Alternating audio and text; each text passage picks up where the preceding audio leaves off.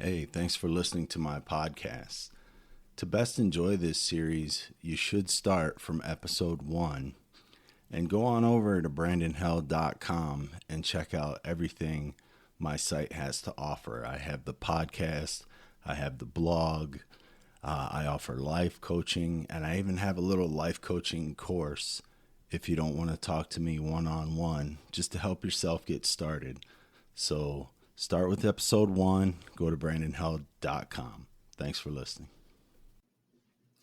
Welcome back, Brandon Held.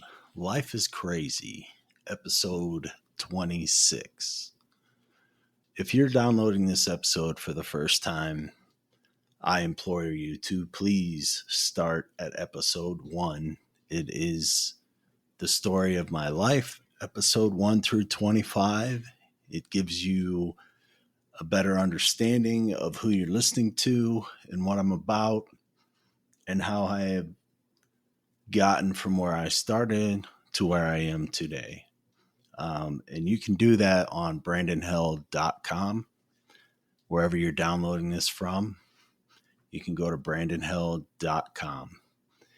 And today I'm going to talk about owning who you are, right? It's all about embracing and accepting yourself fully, which is hard to do when you're young. When I was young, I was so worried about people pleasing, even though I would say things like, oh, I don't care what other people think about me or, whatever. That's not really true, right? You're trying to figure out who you are. You're trying to find your way in this world. And a big part of that is having other people like you. And I'm not saying that stops being important as you get older, but it's definitely less important as you get older. You have to understand that you can't people please. No matter what you do, someone will not like you. If you're too happy, someone won't like you because you're too happy. If you're grumpy, someone won't like you because you're grumpy, but someone will like you because you're grumpy. They'll find that quality endearing. There's just anything on the spectrum, someone will or will not like you for it. And that's just the way it is. And as you become older and you get more comfortable with yourself, your strengths, your flaws, your experiences, and everything that makes you unique, you learn to have a little bit more confidence and pride in your individuality and who you are, because it's really important to fit in when you're younger, right? When you're in school, college, even when you first start, your new jobs, you really want to fit in. That's just how you are. But, as you get older, you embrace who you are. You accept who you are and you take pride in who you are. And the reason I'm talking about this is because, you don't have to wait till you get older to do that. If someone had helped me understand what it took to own who I am and embrace who I am and just accept that, maybe I would have done it at an early age. And why is this important? It's important because it's a huge weight off your shoulders. It's a weight that you don't necessarily even realize you're carrying. Maybe some people are fully aware that they are constantly trying to please people. And in those efforts, it doesn't allow them to be who they want to be, or it prevents them from doing things they would want to do. Whatever those things are, if you take time to think about it, you'll really see that the fact that you are trying to people please is holding you back in different aspects of your life. Now, don't get this confused with being a jerk or being an asshole, right? Those or being a bitch, respectively, whoever you are, whatever's listening to this, um, that doesn't mean that that's okay either, right? This is about being comfortable with yourself. And hopefully, in your self acceptance and self comfort, you have grown as a human being. You have some intelligence. You know how to uh, treat people. You know how to talk to people respectively and maybe professionally if it's your workplace, which most people do have to do um, some type of professional behavior at work. Most people, maybe not everyone. Maybe you have one of those loner type jobs where you sit behind a computer and you don't have to deal with people. Good for you. You know, that's great for you if that's your life and that's what you want.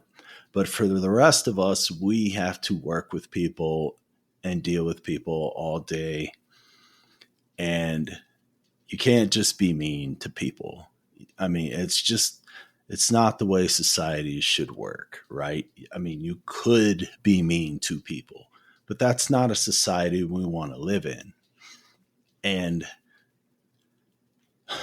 so here we are talking about owning who you are so you can be strong and confident in who you are, but also still be kind and a good human being to the people around you.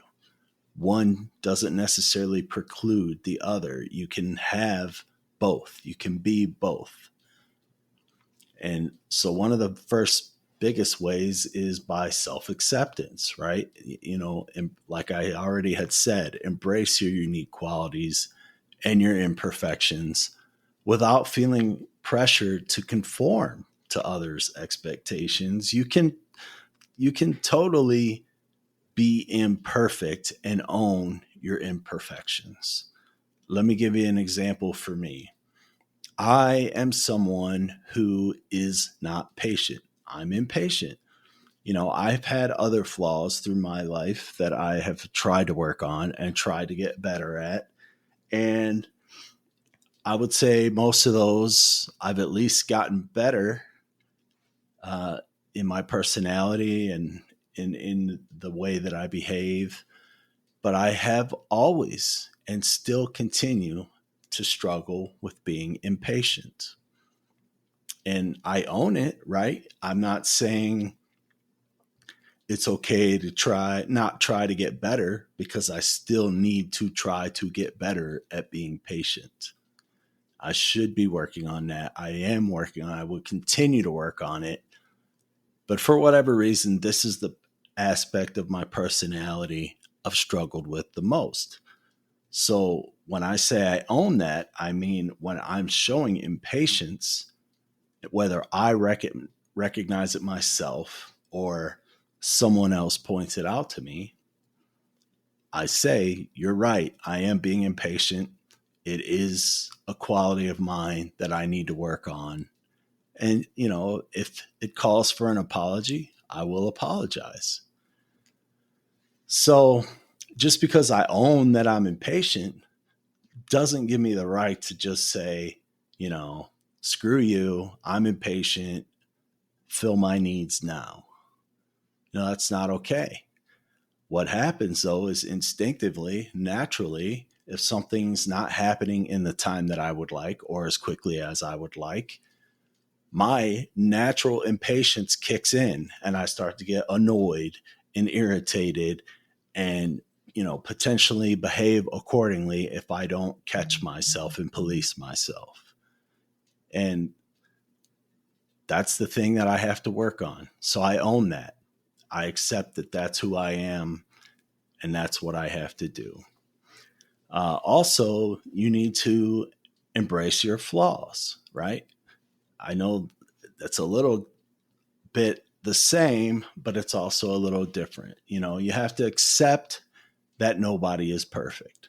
Flaws and imperfections are what make you human and can be a source of strength. Um, you know, for example, someone with a stutter may stop trying to hide it and own that part of their communication style, not seeing it as a weakness or a part of their personal story, but just owning it. And, you're going to make fun of someone who tries to hide their stutter if you're a friend or, whatever, maybe even if you're just an asshole behind their back. You'll make fun of that person who tries to hide it, but every now and then they spit out a stutter. Versus someone who does stutter, they own the fact that they stutter and they don't hide the fact that they stutter, because you immediately garner a level of respect for someone who behaves like that. You just do, unless you're a sociopath or just someone who likes to build yourself up by beating others down, which is something I'll talk about on another podcast someday. Uh, you just have to respect someone who embraces their flaws. For example, another example for myself, I'm bald. I shave my head. I've been shaving my head since my mid-20s. And, when you're a 20-something year old young man, people genuinely try to make fun of you for not having hair, for being bald. But the fact is it doesn't bother me. Never has. As soon as it bothered me when I was balding and I had hair and I was wearing a hat all the time to hide the fact that I was balding. But once I shaved my head and I saw that acceptance from people and I just owned my bald head, there was nothing anyone could say to me after that would bother me about not having hair. I've been called Mr. Clean, 1,000 times. Like, that's the most unoriginal thing that people use. And I've heard it so many times, I can't even count, right? Just think of any bald white man, Woody Harrelson, whoever, doesn't matter. People have tried to compare me to them. They've tried to call me names. They've tried to make fun of me. And it literally bounces right off me because I embraced the fact that I was losing my hair and I shaved my head. And that's a flaw that I have in other people's eyes, is not having hair. It's not a flaw to me because I love having a bald head. It's easy to maintain. It looks good on me. Thankfully, I don't have a misshaped head. And so it's just worked for me. So I embrace that flaw. Another aspect of owning who you are is owning your story, right? I can't be any more truthful about this. Your past experiences, your life experiences, even your mistakes are an integral part of who you are. They shape you, but don't define you if you learn from them and you allow yourself to grow, right? Obviously, if you're someone that's killed someone or done something that extreme, it's hard to get past that, right? It's hard to not be defined by that. As much as you may want to go to prison and say, oh, I've reshaped myself as a human being and I'm a better person now. Yeah, maybe that's true. Maybe it is. But you took someone's life out of this world, and you're still here, and their family, their loved ones, everyone is affected by that. You don't necessarily get to redefine yourself when you do that. That's again a personal belief of mine. Everyone has their own, to each their own. Also, kind of a way that I live life to some degree. So you have to let your experiences, even negative, even the bad things you've done, shape who you are, and you just have to own it, right? I have done bad things. I have said mean things to my ex-wives and had a sharp tongue.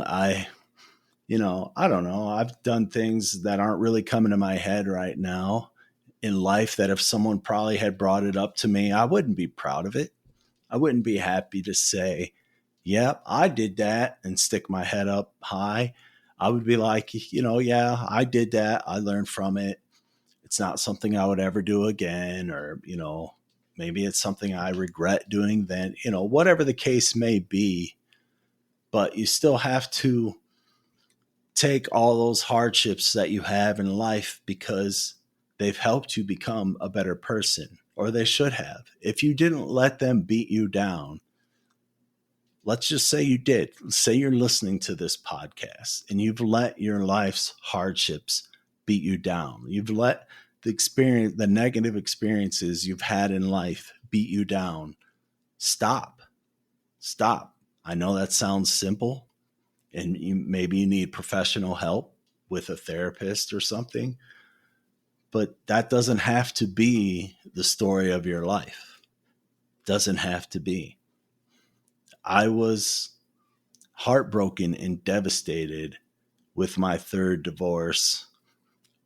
Not so much about the divorce from my wife, but more about the loss of a family, the loss of, my sons were young at the time, both below 10.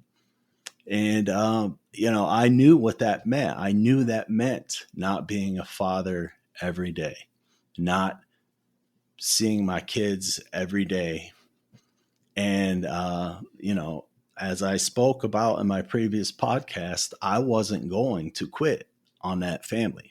My wife and I didn't get along. I honestly didn't respect her very much.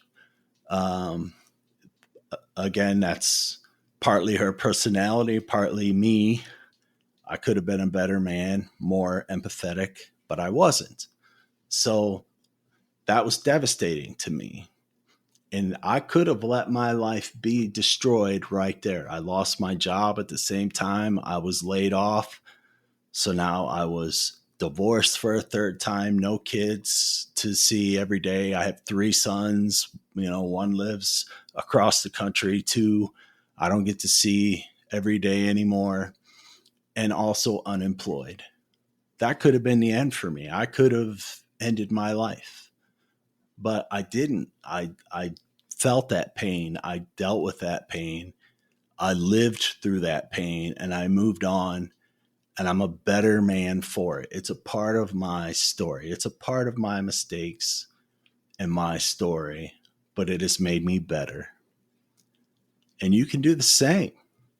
You absolutely can do the same. Whatever place you're in life right now, if you're at your bottom of bottoms that you've ever been in your whole life, like I was at that point, you can recover.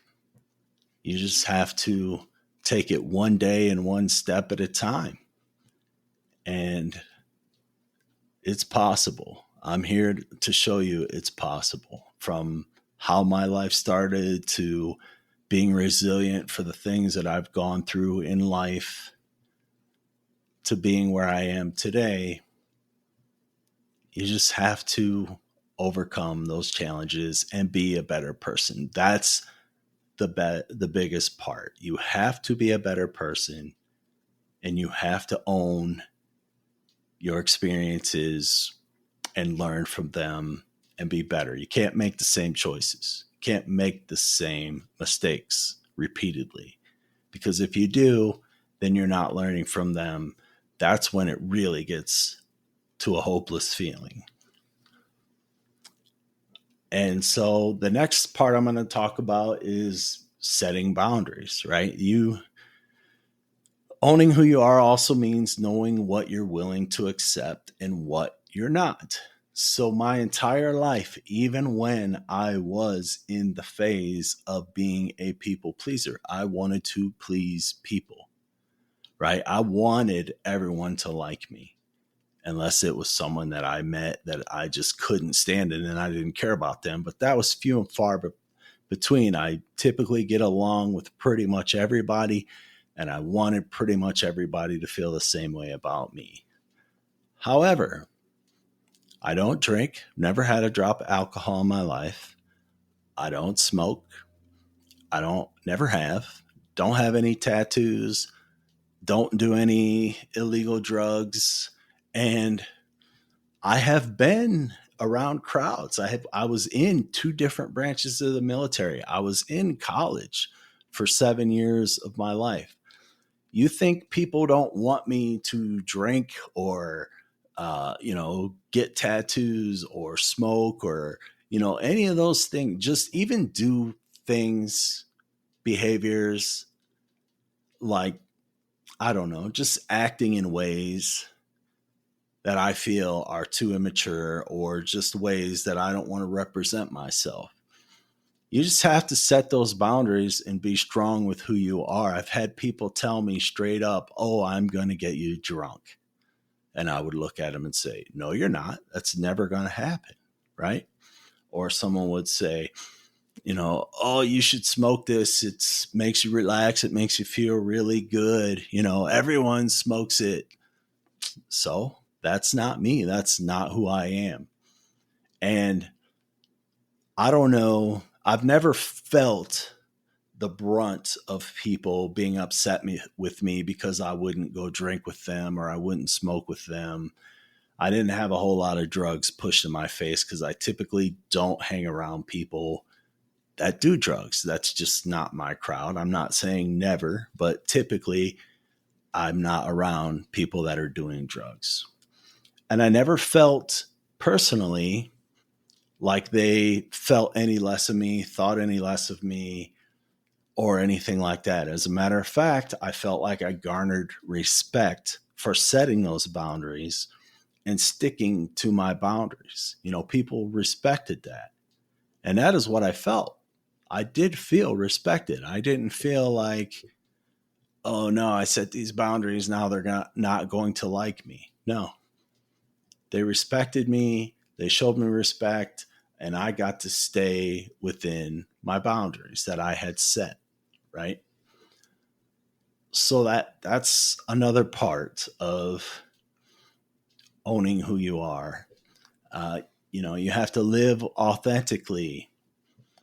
It's important to make choices in your life that align with your values, right? Rather than seeking approval from the others. That's the same thing, right? A lot of people start drinking or smoking or doing drugs because peer pressure got them into it. Maybe they were a little bit curious, probably wouldn't have done it on their own.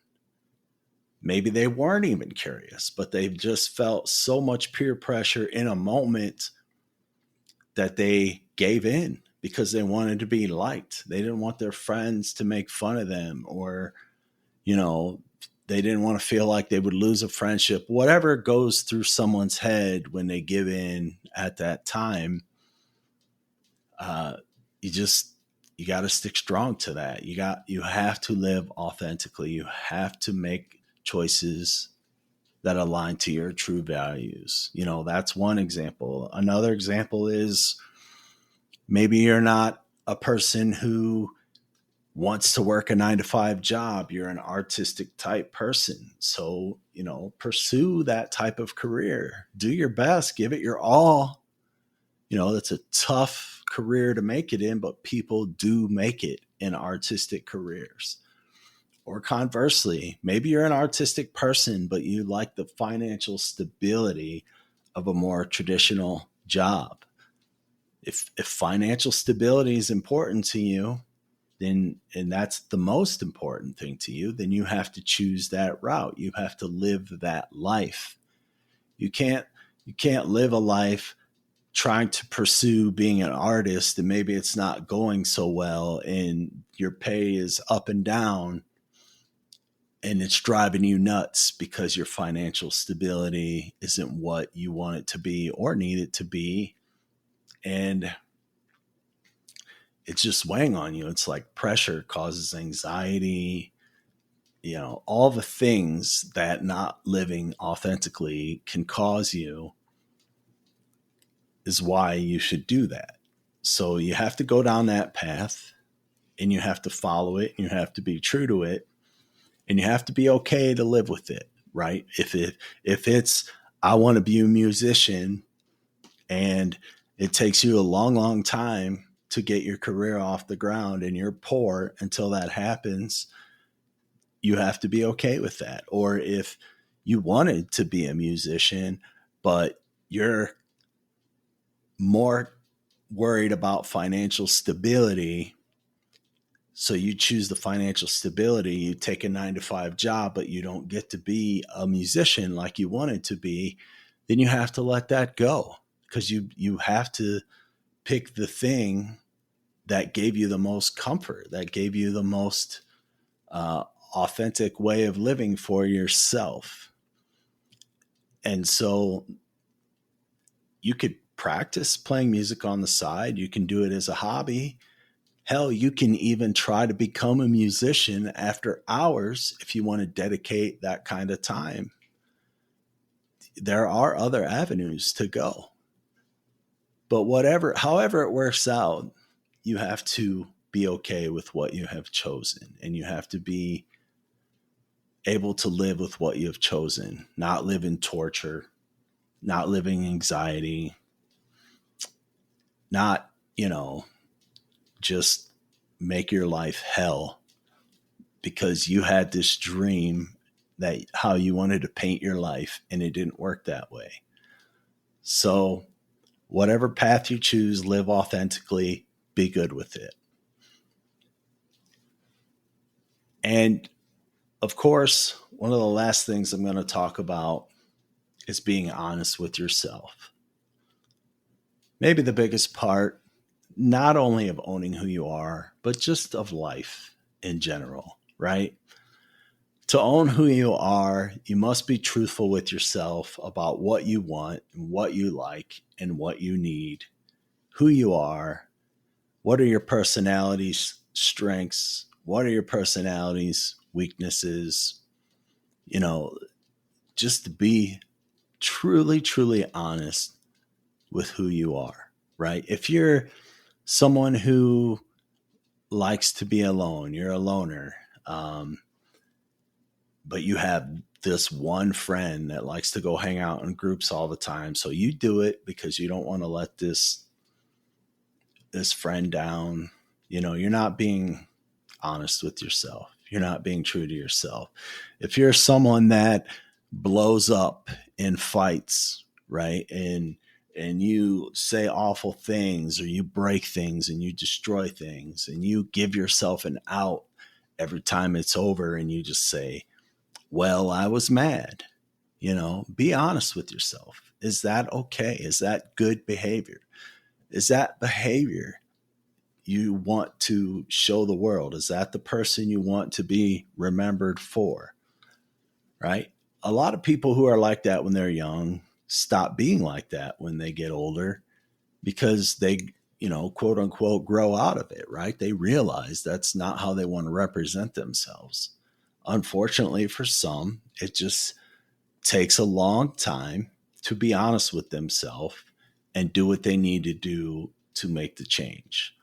Or sometimes something dramatic and drastic has to happen in their life that is painful, and they have to deal with the pain, and they have to go through the pain, and they have to figure out, how can I prevent myself from being in this place of pain again?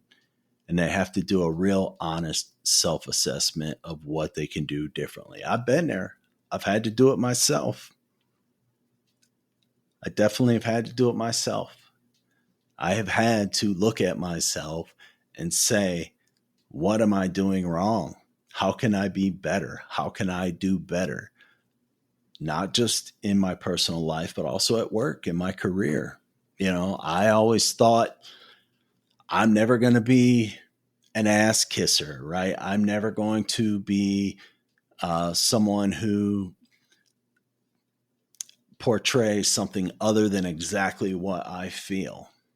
And that has gotten me in a lot of trouble, right? I have gotten myself in trouble because maybe I'm just too busy being an individual that I don't cultivate relationships. And because I don't cultivate relationships, and I also want to be severely honest, even when it flies in the face of people who don't want to hear my honesty, that gets me in trouble because they already don't like me because I'm an individual. I don't care about, cultivating a relationship or whatever some people call ass kissing. But you don't have to be like that. You don't have to do that. You don't have to be an ass kisser to cultivate relationships with your bosses and your coworkers and your clients or your customers. You don't have to be an ass kisser. You can just be sincere and genuine and have some kind of empathy and care about someone and someone else's life other than your own. And you can build relationships that way, and you can still be honest with yourself, and you can still be true to who you are. And you don't have to pay for being who you are. And that's the final thought that I'm going to make on this podcast. If you grow, if you change, if you become a better person, if you recognize who you are, if you're honest with yourself, if you live authentically, if you do everything I've discussed here today, you can be happy and true to yourself and also still be someone that other people like, be someone that other people root for, appreciate, enjoy to be around. You can do both if you live in the right space. You don't have to be hardcore on one side of the line or the other. So that's what we got today. Be yourself. Own who you are. Thanks for joining. I'll talk to you later. Thanks for listening to my podcast. If you like this podcast, please listen to the rest of them and let me know. Go to my website, brandonheld.com. Check out my blog. Leave notes on my blog. Give me episode ideas, things you'd like to hear, or just tell me, you didn't like it and why. Tell me what you think could be better. I'm open to hearing all of it. So just go to brandonheld.com.